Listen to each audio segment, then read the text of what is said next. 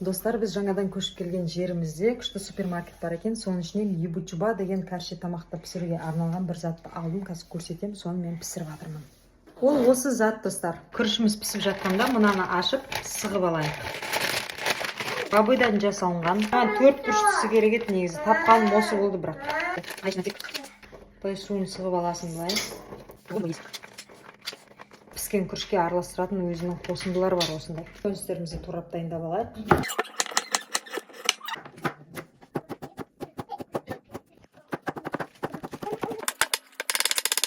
Жалғасаңыз жөнемен. Смотри, бык.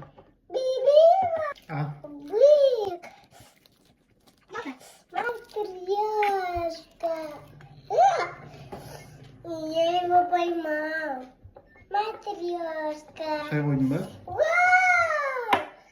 Достар, оңай екен. Просто мен баны көп салып жүріппін. Қанша саласыздар? Так, кішкене салып болады. Мына ауызға сиятын да саласыздар да. Сөйтіп мынаған бүйтіп аккуратно орай қойсыздар да, жей саласыздар болды. Мынаның қазасында сатқан күнде де біздіңкілер түсінбеді ғой, бәрі сатып алмайтын шығар деймін да. Мынадан өте күшті мынаны. Одан да күшті способ тауып алдық.